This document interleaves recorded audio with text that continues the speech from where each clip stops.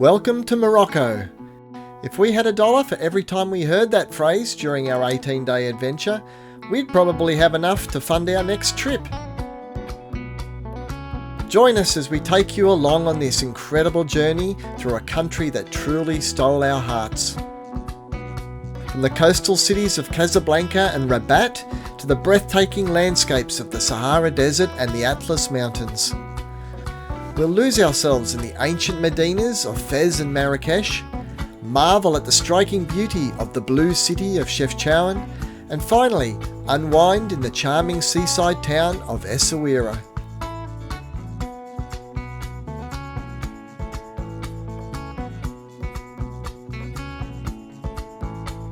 Hi guys, thanks for joining us as we highlight our full itinerary of our 2.5-week adventure around Morocco. But Morocco is a big place and there's a lot to see and do, so we're Chris and Lydia. Let's get roving.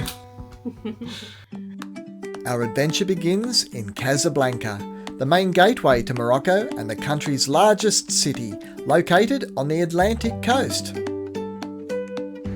We've arrived at our hotel, the Val d'Anfa Hotel in Casablanca, and it's right by the water.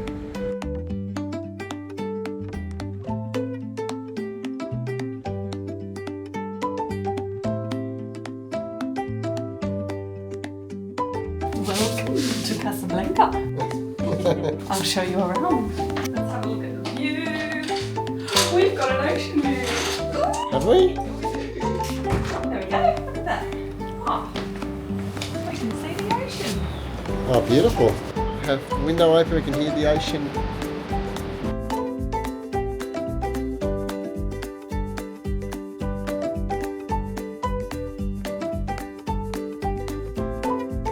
As Morocco's economic and business hub, Casablanca is also its most modern city. Yet it retains historic charm through its old town, known as the Medina, and cultural landmarks like the stunning Hassan II Mosque. All the shop owners are just setting up for the day. We have some spruikers already trying to sell us their wares.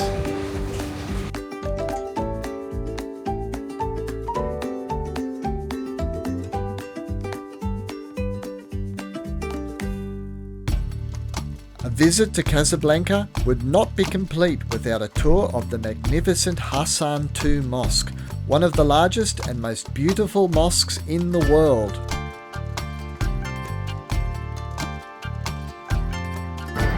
We're in a golf cart at the King Hassan II Mosque. Hassan II Mosque is one of only 2 mosques in Morocco that's open to non-Muslims. Wow. This is amazing.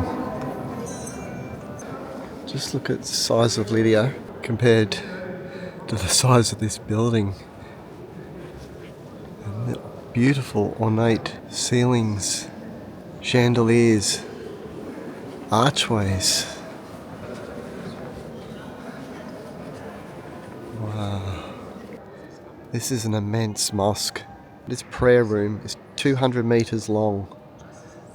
100 metres wide and 65 metres tall. Look at that cedarwood ceiling.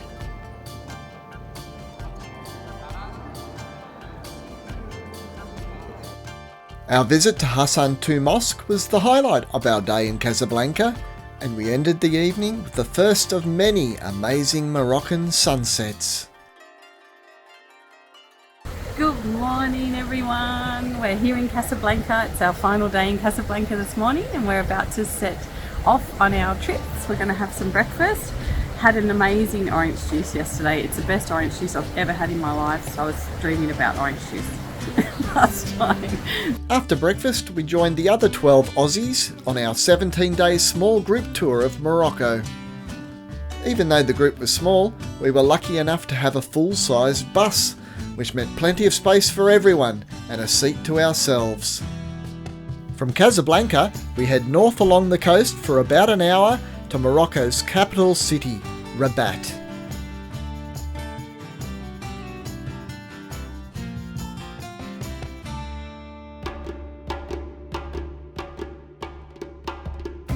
Rabat's ancient fortress, the Kasbah of Udayas, dates back to the 12th century and is the oldest part of the city. We're standing in front of the main gate of the Kasbah here in Rabat. We're about to rock the Casbah. Rock the Kasbah, rock the Kasbah. The Kasbah was built high on the hill to guard the mouth of the river and the city below, and the terrace offers great views of the city of Saleh to the north, and the ramparts, the beach, and the Atlantic Ocean to the west. Only a mile upriver from the Kasbah lies the iconic Hassan Tower, the minaret of an unfinished mosque from the 12th century. Had the mosque been completed, it would have been the largest in the Western world at the time. Across the square from Hassan Tower is the mausoleum of Mohammed V, the first king of independent Morocco and grandfather of the current king. The mausoleum is the final resting place for King Mohammed V, as well as his two sons. Hi guys, sorry to interrupt. If you like what you're watching, we'll really appreciate if you could subscribe to our channel and leave a comment and let us know if you've been to Morocco and what you enjoyed about your travels there. Anyway, back to the video. After a busy morning exploring Rabat, we hit the road once again for a 250-kilometre journey north into the Rif mountain range. Destination, the stunning city of Chefchaouen. Welcome to Chefchaouen, the Blue City. When we reached our accommodation, we stepped through a gate in the wall and were instantly rendered speechless. The beautiful courtyard and traditional Moroccan architecture just blew us away. The rooms were just as impressive, adorned with Moroccan decor and colourful lanterns. And to top it all off, the riad even had a pool with fantastic views across the blue city. You've got tears in your eyes. It's just so beautiful.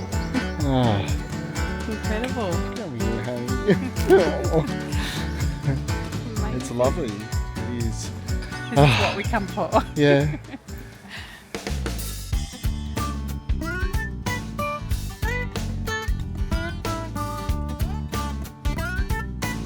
Chefchaouen is a charming town, famous for its blue-washed buildings and winding alleyways, earning it the nickname the Blue City. The town is best explored early in the morning before the day trippers arrive and the streets begin to fill. Some say the blue symbolises the sky and heaven, a tradition started by Jewish refugees, while others believe it helps keep the town cool or even deters mosquitoes. Whatever the historical reason, these days they continue to paint the town blue to keep the tourists coming. If you visit, make sure your camera is fully charged and bring a good pair of walking shoes. This magical town is a photographer's dream.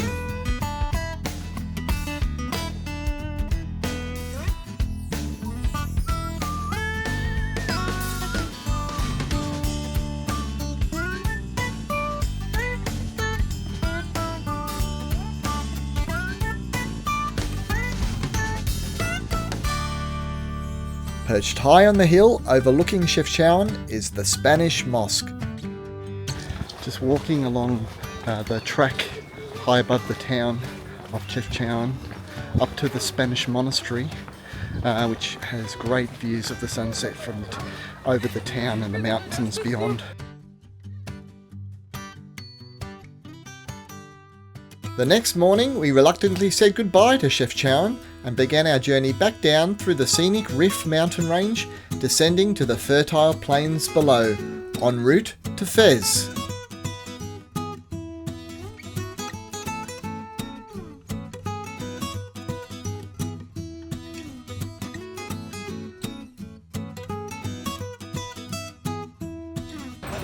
We've come to the old Roman ruins of Volubilis on the fertile plains near Meknes in northern Morocco. Romans were very smart in where they built this remote centre for the Roman Empire. It's very fertile lands around here, farming lands. I think they made their money growing olives. Roman ruins in Morocco. Wasn't expecting to see that.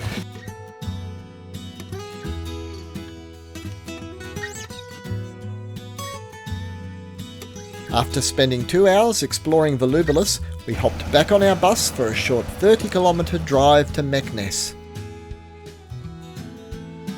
Meknes is one of Morocco's 4 imperial cities that have one time or other been the historical capital of Morocco, the other 3 being the current capital of Rabat, as well as Fes and Marrakech. We're in Meknes now, and we're going to go have lunch, and I think I'll have a camel burger. I've never tried camel before. Alright, here we go.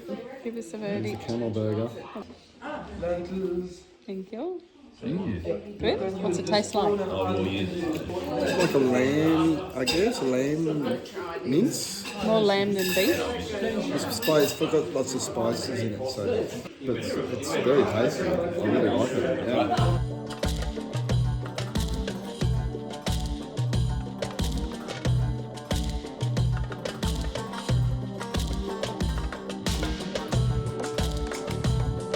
After our walk through the royal quarter of Meknes, it was getting late in the day and we still had an hour left to drive until we reached Fes. We arrived as the sun was setting and checked into our riad accommodation on the edge of the old Medina.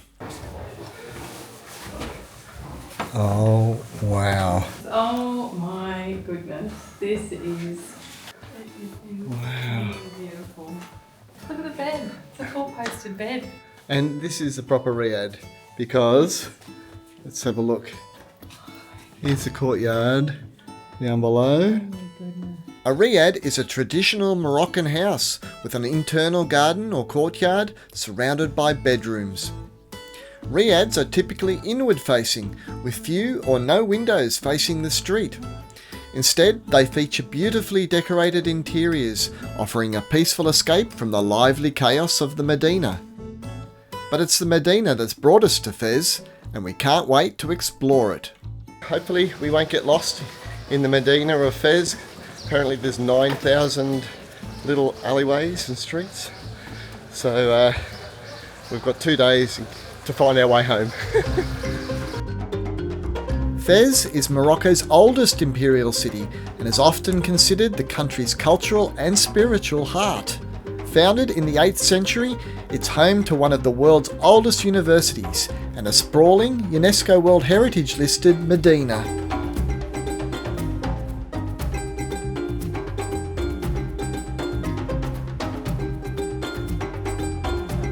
It's a school of theology.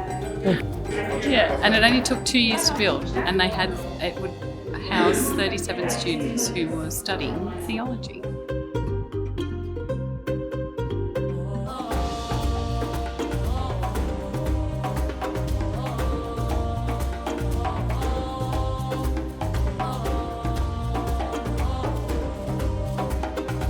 Fes is renowned for its skilled craftsmen who have been perfecting their trades for generations.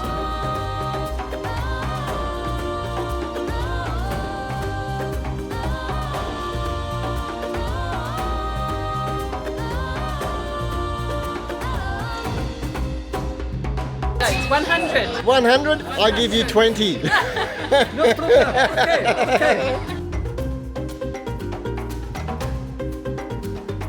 We're at the tannery. I can smell it.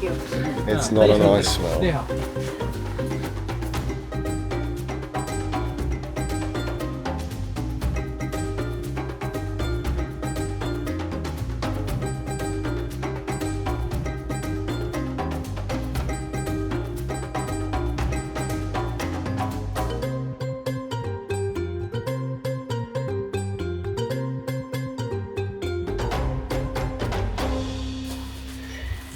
Go and get a massage. We've just come back from a lovely evening with a local family in Fes. Oh, they're beautiful. Mama had 8 children and the youngest boy was still in the house to help entertain us, and they opened their home up to our group and cooked us a 3-course meal. We started off with harara, which was a nice soup with some dates and some sweet treats. For the main course we had pastilla, Filo pastry with chicken inside and lots of cinnamon, both inside and outside, and nuts and whatnot. Icing It was sugar on beautiful. top. Oh, So it was a wonderful night. It was great a lovely opportunity, night. and The the Mor- people here are just the Moroccan people are so amazing. welcoming and just beautiful and friendly, and they'll come up and say, "Welcome to my country," and it's just like, oh, that's so beautiful. The next day, we left Fez and began our journey through the Atlas mountain range towards the Sahara Desert. Our route first took us over the Middle Atlas Mountains to Midelt, the apple capital of Morocco.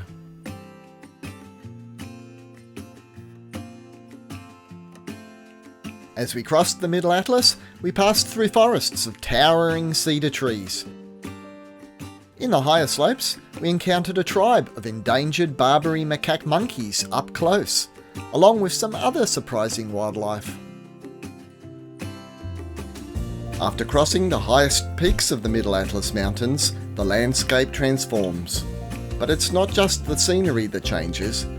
As we travel further, the appearance of Berber camps signals a cultural shift from the European-influenced north to the traditional nomadic south.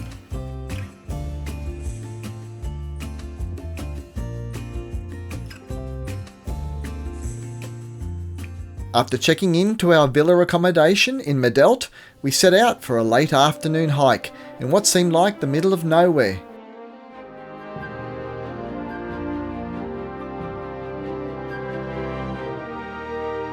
As we walked, an incredible gorge suddenly revealed itself before us, appearing as if out of nowhere.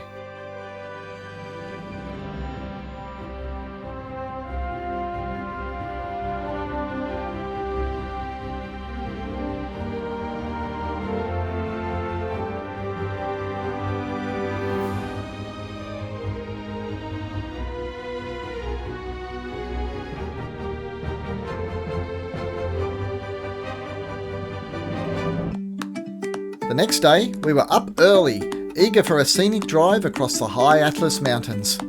The journey took us through breathtaking mountain passes, following the Ziz River as it carved its way through dramatic gorges and lush oases filled with date palms, finally arriving in Merzouga, right on the doorstep of the Sahara Desert.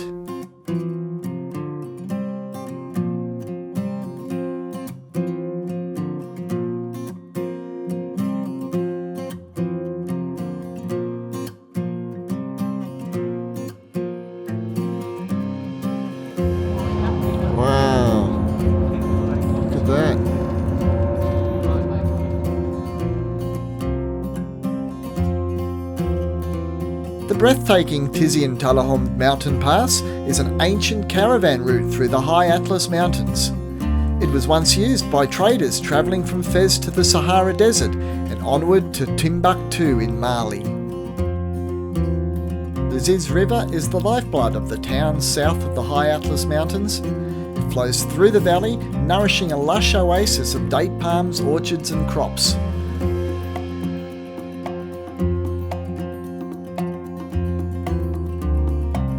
Late in the afternoon, we arrived at our hotel in Merzouga. Tired and hot from a long day on the road, we were glad to unwind by the pool and soak in the stunning views of the sand dunes from the hotel's rooftop terrace.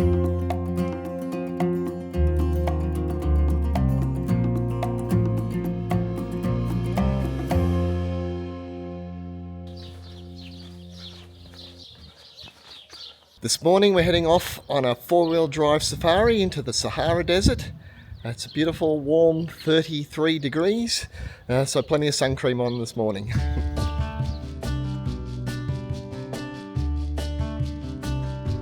First stop was just down the street at the Merzouga Oasis. The oasis is a patchwork of individual plots, each one belonging to a local family. These small sections are carefully cultivated with date palms and crops, irrigated by underground springs.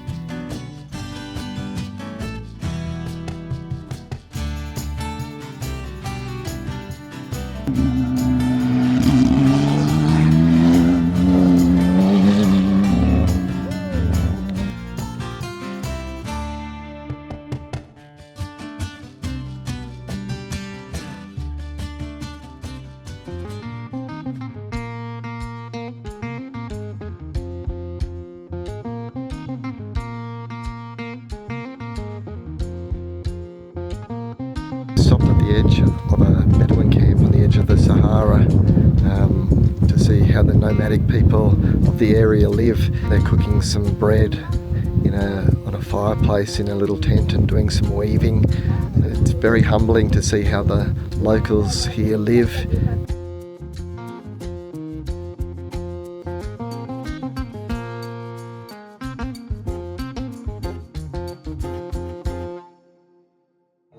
Our final stop on the 4x4 tour was the village of Kamlia, where we enjoyed delicious Berber pizza and were treated to the hypnotic rhythms of traditional Gnawa music.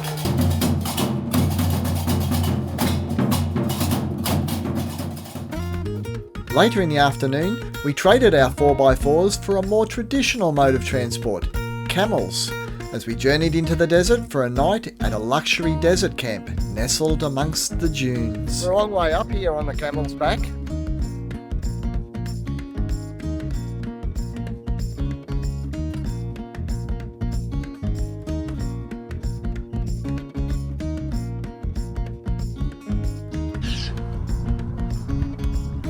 And we're down. Oh, just like an expert.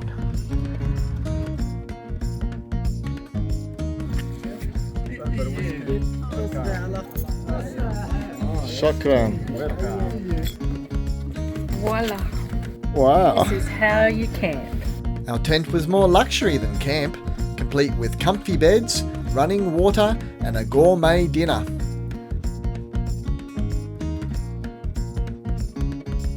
After the meal, we gathered around the campfire for an evening filled with music and dance under the starry desert sky.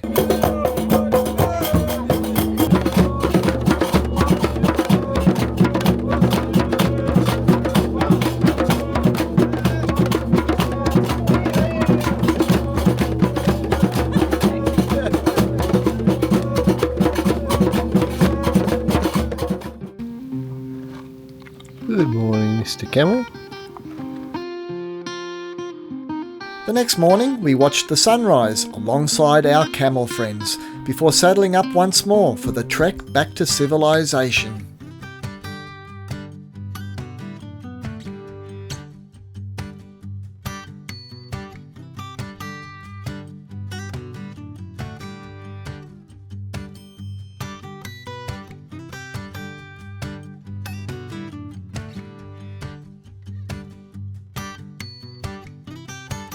Today, we hit the road once again, heading northwest to the foothills of the High Atlas Mountains to explore the spectacular gorges of Todra and Dades. As we drove along the barren plain between the High Atlas and the Anti-Atlas Mountains, I was struck by how dry and seemingly inhospitable the land was. And then, all of a sudden, we reached the Todra River and the ancient town of Tingir. Tingir is like a green jewel in the desert. It's amazing how in the midst of such an arid landscape, life can suddenly flourish. Just beyond Tingir lies one of Morocco's most breathtaking natural wonders, the Todra Gorge. Welcome to Todra Gorge. This is absolutely magnificent. Check out the scale of this place. It's incredible. You definitely have to put this on your list if you're coming to Morocco. It's pretty special.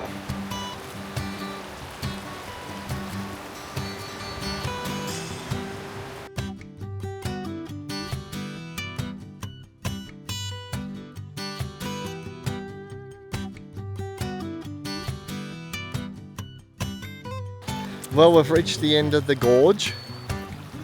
At least our little track. It was just the road basically walking along the river, but it was very picturesque. After another hour's drive, we entered the Dades Valley. The road ahead twists and turns, winding its way through the valley. Below, the Dades River flows gently, bringing life to the fertile farm plots that line the valley below.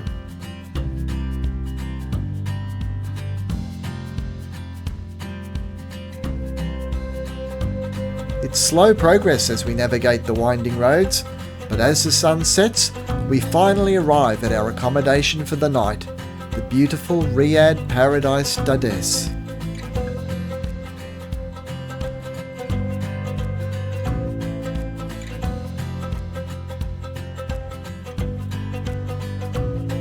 The next morning we joined a guide for a scenic walk through the lush green oasis blanketing the valley floor.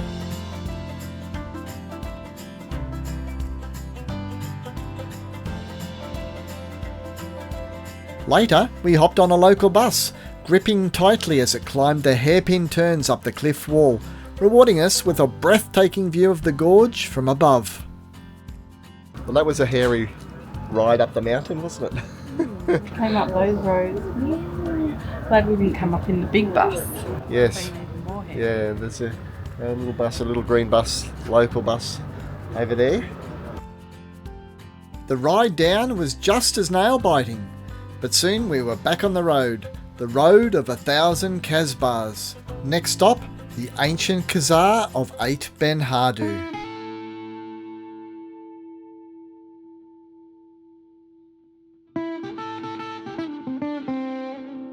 This is Aït Ben Haddou, the scene of many a Hollywood movie, and you can see why. Just look at this.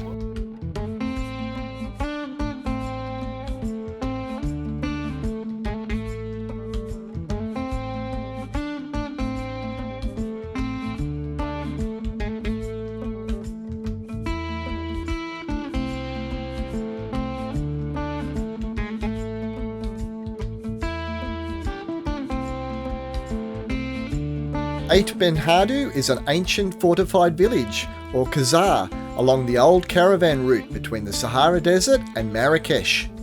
Believed to have been built in the 17th century, it served as an important trading post for goods like salt, gold and spices.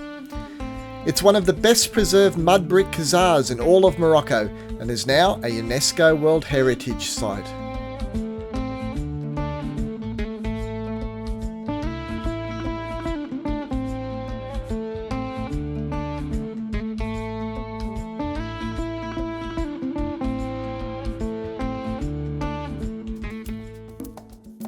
Earlier in the afternoon, we had checked into one of the most unique and memorable accommodations of our trip, an old restored Casbah nearby Aït Ben Haddou.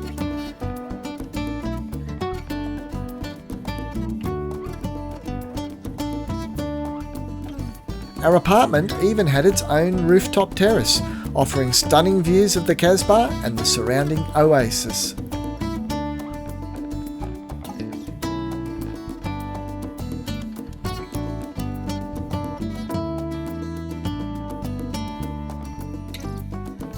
In the morning, we savoured a special sunrise from our private terrace before bidding farewell to the desert and setting off for another of Morocco's legendary imperial cities, Marrakech.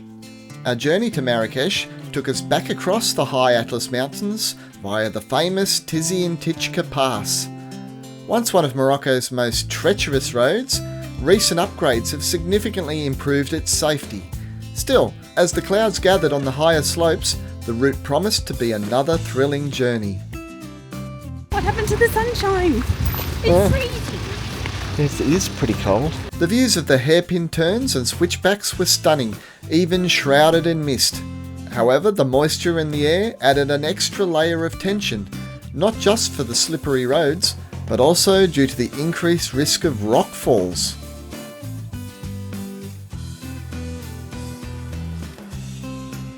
But soon enough, the terrain levelled out, the sun broke through the clouds, and the iconic red walls of Marrakech came into view.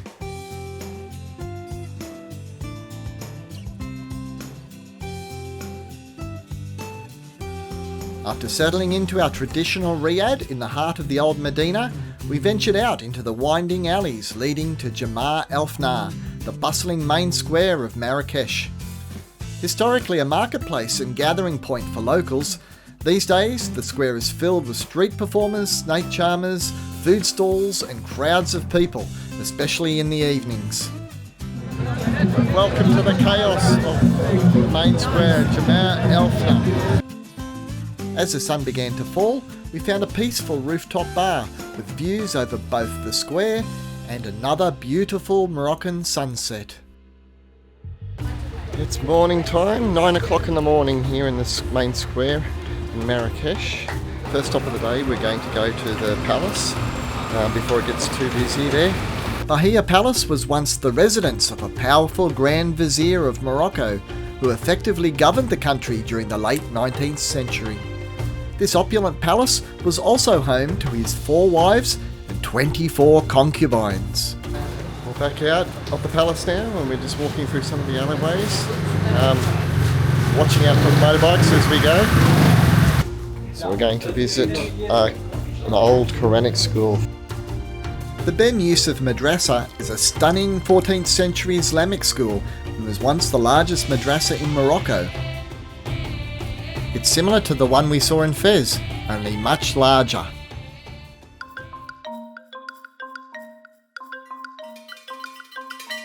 The Medina of Marrakech is a UNESCO World Heritage Site and a maze of narrow alleyways bursting with life, history and colour. At its heart are the bustling marketplaces, or souks, where artisans and merchants sell everything from leather goods to spices and traditional lanterns. Wandering through the Medina is an unforgettable sensory experience, with the scent of spices, the bright colours of wares, and the sounds of haggling filling the air.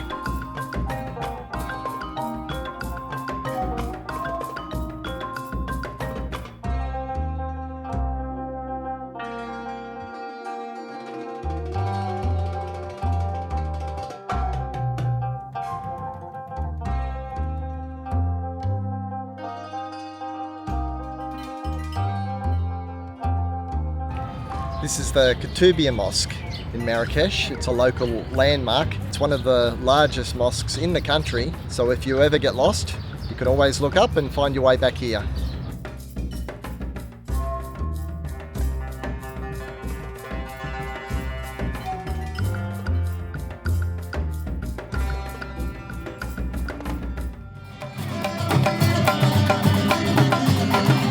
At night, Jamar Elfnar transforms into a magical, chaotic spectacle of light, sound and activity. It's an experience that can't be missed.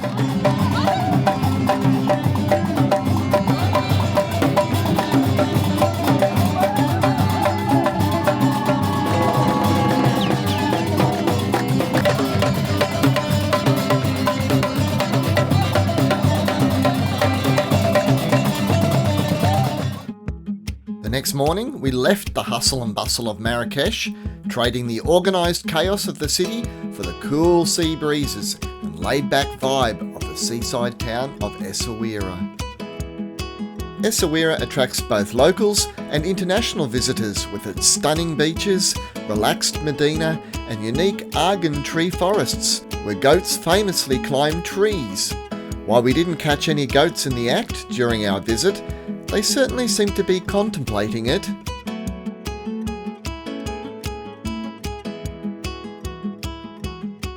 Essaouira is a photographer's dream, with its picturesque fortified walls, historic ramparts, and iconic blue fishing boats attracting both amateur photographers and Hollywood filmmakers.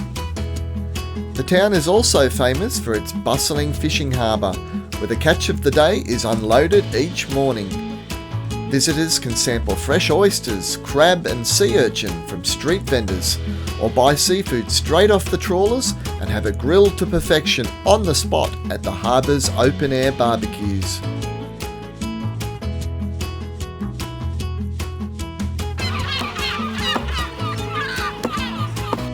Essaouira is a cultural hub where live music fills the bars and restaurants each night.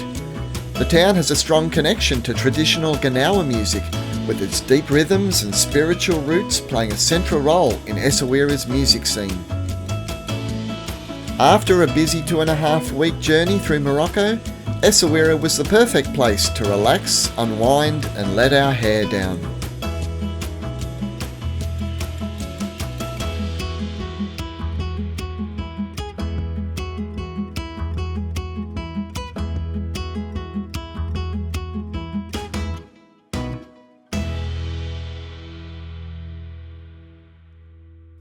The next day, we made our way back up the coast to Casablanca, where our incredible Moroccan adventure sadly came to an end. The trip seemed to pass by in a blink of an eye, yet we experienced so much of this beautiful country. We've truly fallen in love with Morocco, especially its people. Their warmth, generosity and strong sense of community are refreshing and inspiring. Morocco has stolen our hearts, and we know we'll return one day.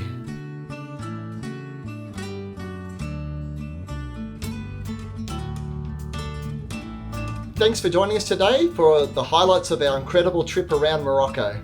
So we have some more detailed videos of our trip around Morocco. Yeah, videos on each of the different places, and so please go and check out our playlist on Morocco. And if you like what you see, we'd really appreciate if you could subscribe and leave us a message and tell us what you liked about our travels. And where in the world you're watching from. And we hope you come roving with us again soon. Bye for now.